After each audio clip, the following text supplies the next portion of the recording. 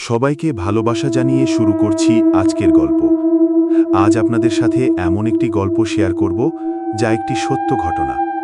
দেরি না করে শুরু করছি আজকের পর্ব।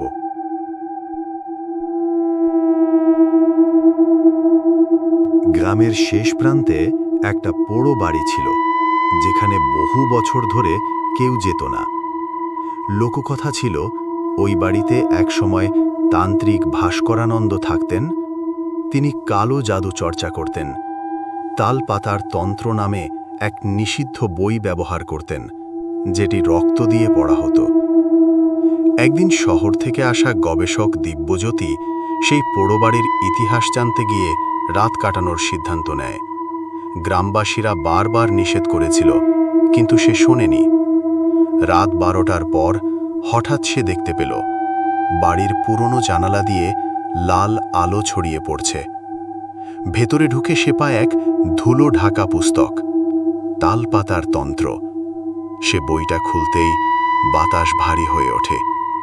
এক অস্পষ্ট গলার আওয়াজ ভেসে আসে, তুই রক্ত ছাড়া এ বই ছুঁয়েছিস, তার মূল্য দিতে হবে।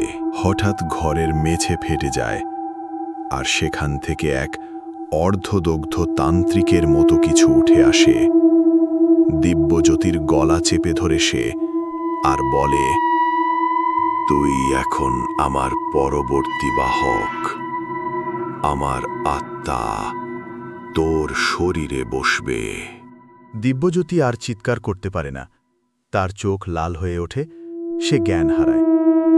পরের দিন সকালে গ্রামের কয়েকজন কৌতূহলী যুবক পোড়োবাড়ির কাছে গিয়ে দেখে দিব্যজ্যোতির নিথর দেহ পড়ে আছে। তার চোখ ছিল খোলা আর ঠোঁটে হালকা হাসি। কিন্তু সবচেয়ে অদ্ভুত ব্যাপার ছিল, তার কপালে লেখা ছিল এক অজানা মন্ত্র, যা কেউ পড়তে পারেনি।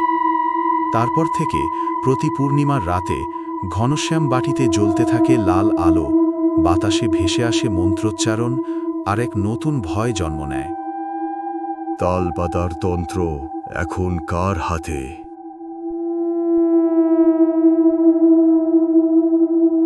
আজ এই পর্যন্তই।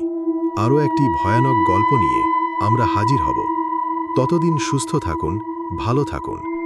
আত্মার আর্তনাদ ইউটিউব চ্যানেলকে সাবস্ক্রাইব, ফেসবুক পেজকে লাইক এবং ইনস্টাগ্রামে আমাদের চ্যানেলকে ফলো করে রাখুন, যাতে সকল প্রকার নোটিফিকেশন আগে পেতে পারেন।